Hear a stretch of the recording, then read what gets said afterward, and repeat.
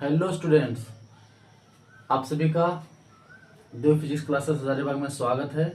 जितने भी 11th के न्यू स्टूडेंट्स हजारीबाग में आए हैं उन सभी का हजारीबाग में स्वागत है। अभी आप लोग 11th में नए हैं, 10th पास करके अपने घर से हजारीबाग आए हैं। आपका 11th का सफर अब स्टार्ट होने वाला है। तो सबसे पहले क्या पढ़िएगा नहीं पढ़िएगा, उससे ज्यादा सबसे पहले समझदार बनिए। अभी हर जगह क्या है कि डेमो क्लास स्टार्ट हो चुका है। डेमो क्लास में स्पेशली अगर फिजिक्स की बात किया जाए तो फिजिक्स में डेमो तक एक छोटा सा टॉपिक है आपका बेसिक मैथ। इसमें थोड़ा सा एक दिन का लेक्चर है। आपको डेमो क्लास में 5-6 दिन 7 दिन 8 दिन यही चलाएगा, जबकि आप डेमो करना है फिजिक्स का और पढ़ क्या रहे हैं मैथ का, उसमें डिफरेंशिएशन और इंटीग्रेशन। तो थोड़ा संभल के आप क्लास करें। आप किस चीज की तैयारी करने के लिए आए हैं, किस चीज का पढ़ाई करने के लिए गए हैं, तो थोड़ा सा समझें, होशियार बने। यहाँ पे होता है कि यार वहां चल जाओ, यहाँ पे बहुत अलग तरह का गेम चलता है। ठीक है, तो आप पढ़ के देखें। हमारे यहाँ भी डेमो स्टार्ट हुआ है 4 जून, मतलब आज से ही स्टार्ट हुआ है। आज तो बीत गया। तो वैसे स्टूडेंट्स जो आप लोगों में से कोई इंटरेस्टेड हो कि चलो भाई यहाँ भी डेमो करके देखते हैं, तो आ सकते हैं सुबह 8 से 9 और 3 से 4। अभी 2 ही बैच स्टार्ट हुआ है। 8 से 9 स्टार्ट हो चुका है और 3 से 4 में। सबसे पहले समझिए, बहुत सारा क्लास ऐसा होता है जिसमें डेमो में आपको एकदम टाइम दे दे के पढ़ाएगा, पूरा समझा के, लेकिन जब आप एडमिशन ले लीजिएगा, जब पकड़ा जाइएगा, तब फिर रगड़ देगा। पता चला आपका कोर्स भी कंप्लीट नहीं होता है। ये आप कहीं से पता कर सकते हैं, ये नहीं कि सर आप ऐसा बोलते हैं। ठीक है, तो देखिए, आप इसीलिए समझ के डेमो कीजिए। आप कहीं डेमो कर रहे हैं तो पता चला कि डेमो तक आपका बेसिक मैथ ही चल रहा है। भाई अब डेमो तो फिजिक्स का करने गए, फिजिक्स का चीज अगर आप नहीं पढ़ेंगे तो काहे डेमो करने के लिए गए, कैसे आपको पता चलेगा। ठीक है, आइए हम अपने डेमो के क्लास को आगे करते हैं।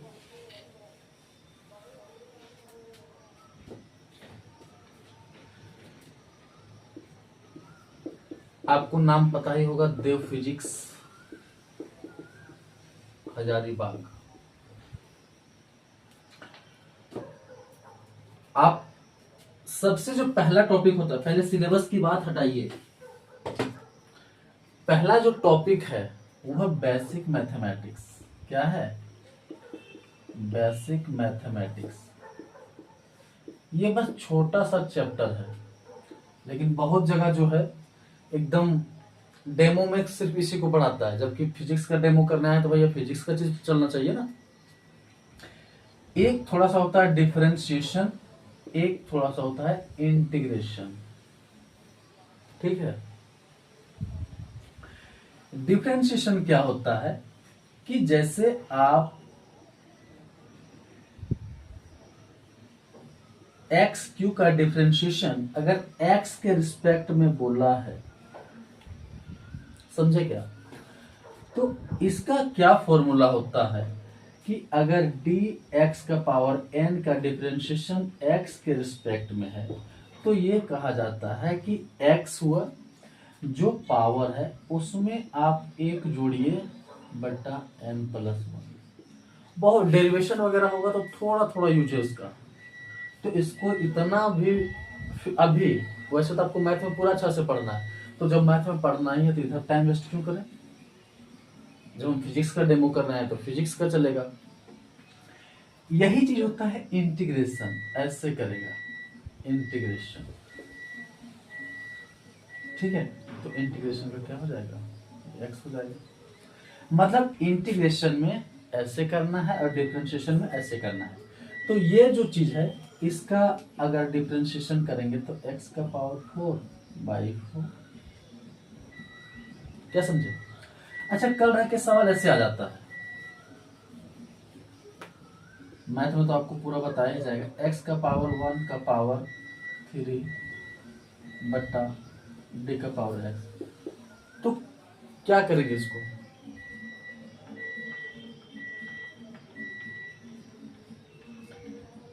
सेम इसी के जैसा करना है, समझे? आप अब जैसे साइन एक्स का, कोई बोलेगा कि सर साइन एक्स का डिफरेंशिएशन क्या होता है? dx, ये होता है cos x। tan x का क्या होता है? इसका क्या होता है?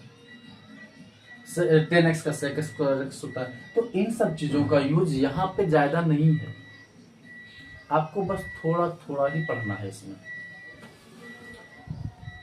समझे? इसमें अगर मान लीजिए कि एक्स क्यूब डी एक्स का डिफरेंशिएशन करना हो तो कैसे करेंगे? ये जस्ट उल्टा है। इसमें क्या करेंगे, इसमें देखिए, इसके पावर में जोड़ते थे और जोड़ के जो आता था उससे भाग देते थे। अभी इसके पावर में एक घटाएंगे, एक घटाएंगे तो क्या हो जाएगा? 2।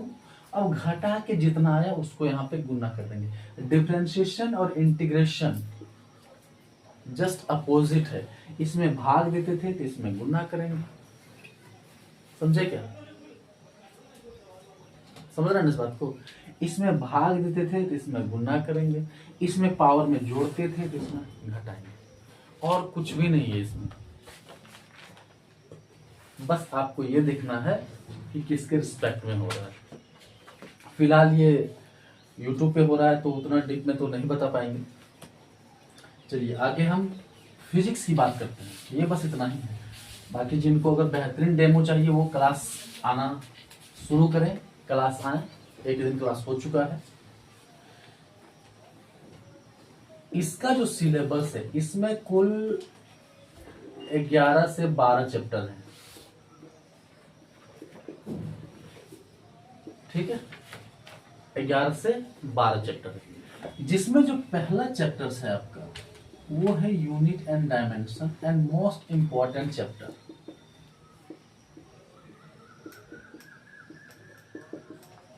क्या है ये unit and dimension? Unit and dimension का जरूरत क्यों पड़ा?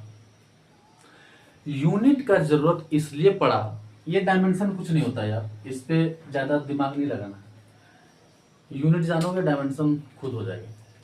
यूनिट का जरूरत इसलिए पड़ा कि मान लीजिए हम 5 लिखें, इस 5 से तो कोई फर्क नहीं पता चल रहा कि ये 5 क्या है, लेकिन अगर हम 5 केजी लिखें या 5 मीटर लिखें तो इससे तो स्पेसिफाइड हो रहा है कि ये 5 केजी है। इसका मतलब ये कोई वजन के बारे में बोल रहा है, द्रव्यमान के बारे में बोल रहा है। लेकिन अगर ये मीटर के बारे में बोलेगा तो ये लेंथ के बारे में बोल रहा है, ये लेंथ के बारे में बोलेगा और ये मास के बारे में बोलेगा, बोलेगा या नहीं? तो यूनिट का जरूरत पड़ा कि भाई हम जो चीज खरीद रहे हैं वो क्या है। तो किसी भी चीज को, किसी भी फिजिकल क्वांटिटी को डिनोट करने के लिए जिस चीज की हमें जरूरत होती है उसे यूनिट कहा जाता है।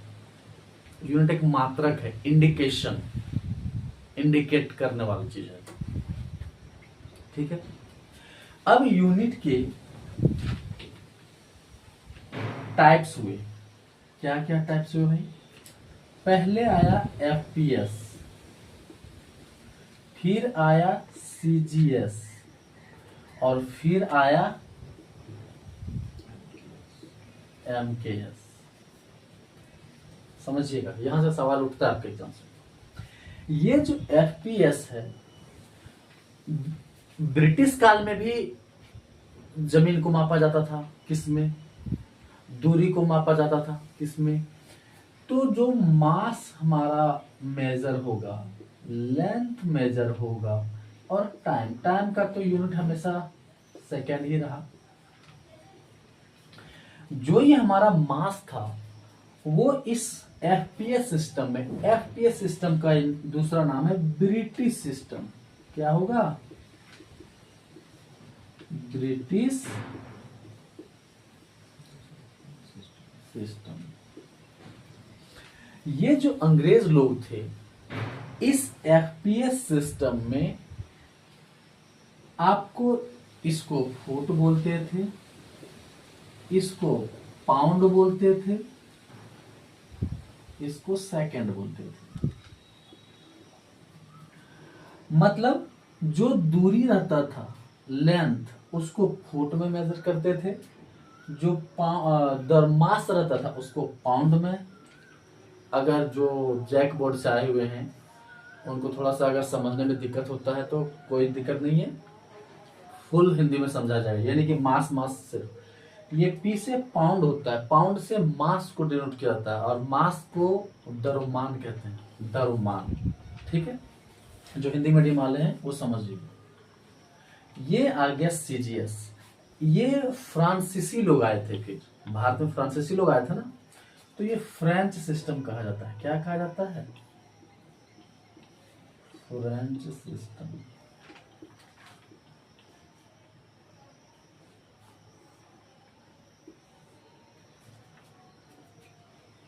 समझे? French system. इसमें क्या मापा? इसमें इसको बोला सेंटीमीटर। इसने कहा कि आप जो फुट कर रहे हो, हम इस फुट से नहीं मेजर करेंगे, हम मेजर करेंगे सेंटीमीटर से। इस जी के लिए उसने ग्राम लाया।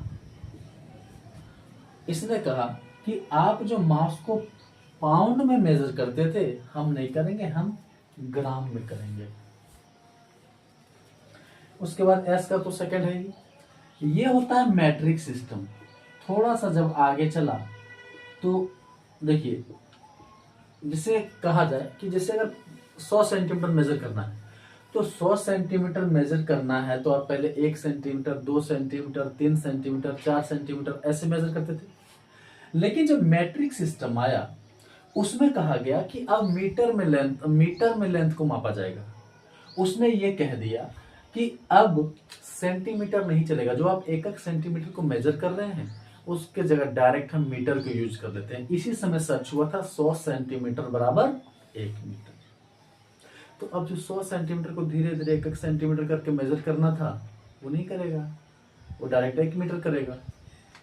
तो इसी को मैट्रिक सिस्टम कहा गया। अब इसमें बात क्या हुआ? इसमें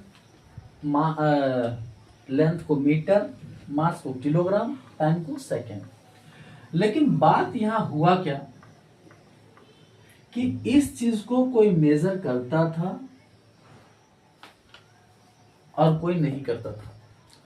तो 1960 में यूएसए में एक बैठक हुआ न्यूयॉर्क में। उसमें यह डिसीजन लिया गया कि भाई हम लोग जो है ये जो अलग अलग सिस्टम है इसको हटा के कोई एक ऐसा सिस्टम लाया जाए जिसको पूरा देश यूज करे, सारा देश। तो 1960 में बैठक हुआ, लेकिन इसी के जगह आ गया SI system, system international the unit. मतलब अब एसआई सिस्टम होगा जो इंटरनेशनली लेवल पे काम करेगा। लेकिन इसको मान्यता कब मिला? 1971 में। ये सब चीज आपके काम का नहीं है, ये सब चीज बकवास चीज है। बस इसका फुल फॉर्म आपको याद रखना है। एफपीएस क्या होता है, सीजीएस क्या होता है, एमकेएस क्या होता है। तो इसमें कहा गया कि अब जो हमारा एसआई सिस्टम काम करेगा वो पूरे ऑल ओवर वर्ल्ड काम करेगा। अब इन सब सिस्टम को हटा दिया जाएगा। इसीलिए अभी जब देखते होंगे कि मैक्सिमम लेवल पे हमारा जो है वो एसआई यूनिट ही काम करता है। ठीक है, अब आइए एसआई यूनिट को हम पढ़ते हैं अच्छा से। मैं फिर से कह रहा हूं कि डेमो के चक्कर में ऐसा ना फंसे कि डेमो में डिटेल में पढ़ लें और बाद पता चला कि एडमिशन लेने के बाद पता चला कि कोर्स भी कंप्लीट नहीं हुआ। तो ऐसा बहुत सारा होता है, संभल के। अभी आप लोग न्यू हैं इसलिए मैं क्लास के बीच में आपको समझा रहा हूं कि संभल के क्लास कीजिएगा।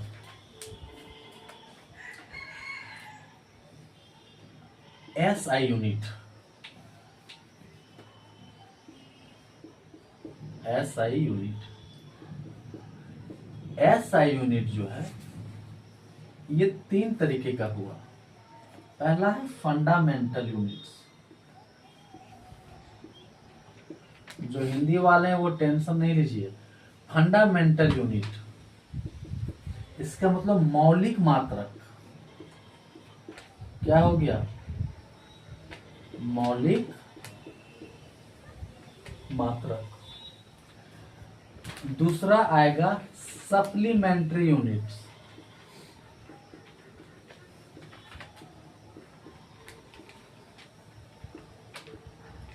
जिसको बोलेंगे पूरक मात्रक या संपूरक मात्रक।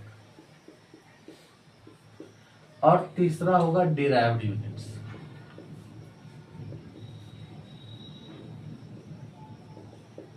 व्युत्पन्न मात्रक।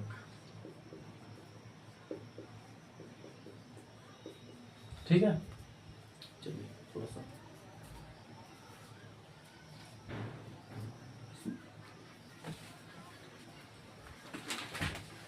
चलिए। फंडामेंटल यूनिट्स क्या होता है आप पहले समझिए।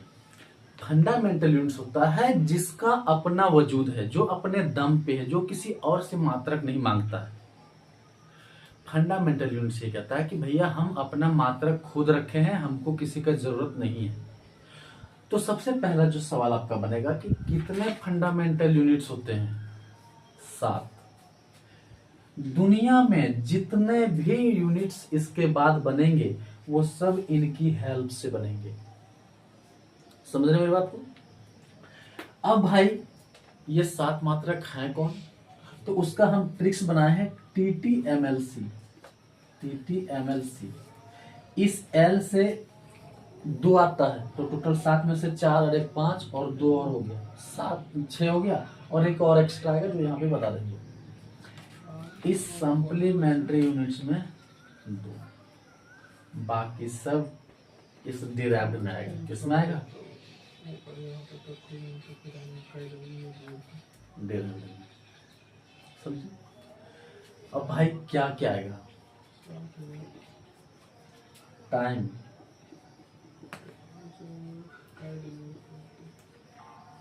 टेम्परेचर, मास, लेंथ, करंट। दिख रहा है ना आप लोगों को? हाँ, करंट। इस L से एक और आता है ल्यूमिनस इंटेंसिटी।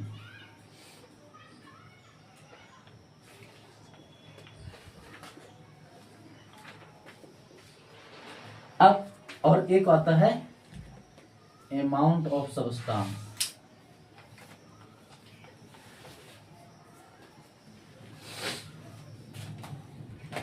टाइम का यूनिट क्या हो गया? सेकेंड।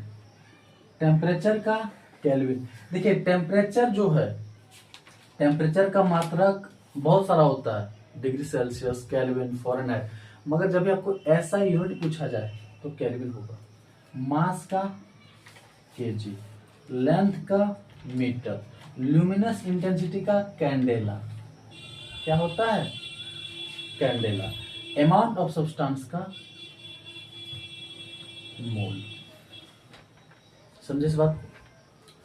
अब ये जो हमारा सप्लीमेंट्री यूनिट है इसमें 2 आते हैं। भैया 2 आते हैं तो कौन कौन आते हैं? एक आता है प्लेन एंगल। प्लेन एंगल क्या होता है? जो आप बुक्स वगैरह पे ऐसे ऐसे मेजर करते हैं। और एक होता है सॉलिड एंगल। सॉलिड एंगल क्या होता है भाई? आप 3D देखते हैं, 3D चीज को, घर हो गया, ये हो गया, तो 3 डायमेंशनल वाले को 3D बोलते हैं और सॉलिड एंगल बोलते हैं, और 2D वाले को प्लेन एंगल बोलते हैं। इस प्लेन एंगल को जो हम मापते हैं वो बोला जाता है रेडियन में, और इस सॉलिड एंगल को बोला जाता है वो स्टेरेडियन में, प्लेन एंगल को रेडियन में, सॉलिड एंगल को स्टेरेडियन में। इसके बाद जो भी आपका आएगा वो सब डिराइव्ड यूनिट्स में आएगा। डिराइव्ड यूनिट्स क्या होता है, थोड़ा सा आप लोग समझ लीजिए। आइए, यहाँ पे आपको बहुत ज्यादा लंबा क्लास तो मिलेगा नहीं, आप लोग क्लास आया कीजिए।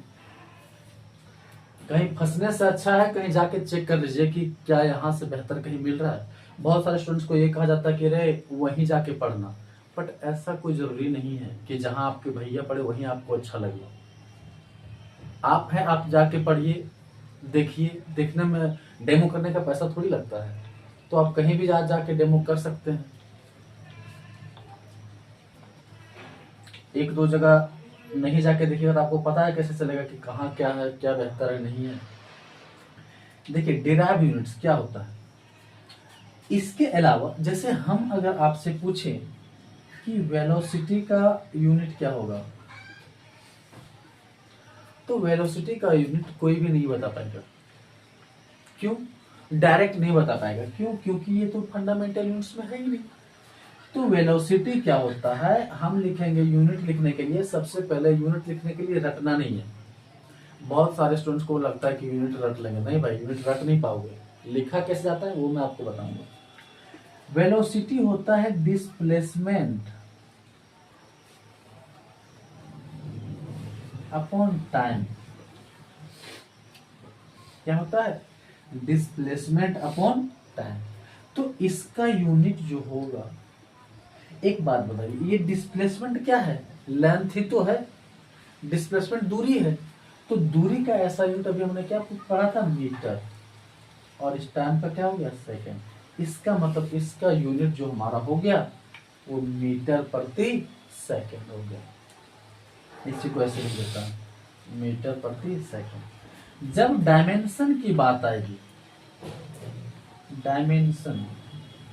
डायमेंशन MLT के फॉर्म में होता है। M क्या होता है? मीटर, मास नहीं। ये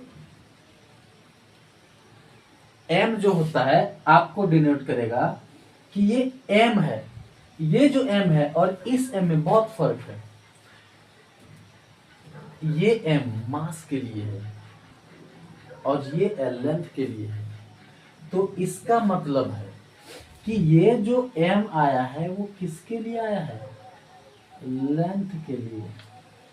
और जब लेंथ के लिए आया है तो यहां पे जाएगा। और ये सेकंड किसके लिए आया है? टाइम के लिए। तो ये टाइम इसके पास जाएगा। M किसके लिए आया है? किलोग्राम के लिए, मास के लिए। तो किलोग्राम तो यहाँ है ही नहीं, किलोग्राम नहीं है ना, तो ये वाला नहीं हो जाएगा। इसका जब डायमेंशन आप लिखेंगे तो एकदम इसी तरह लिखना है, M के जगह L आ जाएगा और S के जगह T आ जाएगा। ये वाला हो गया इसका डायमेंशन। तो भैया डायमेंशन तभी लिखाएगा जब यूनिट आप जानेंगे, ठीक है।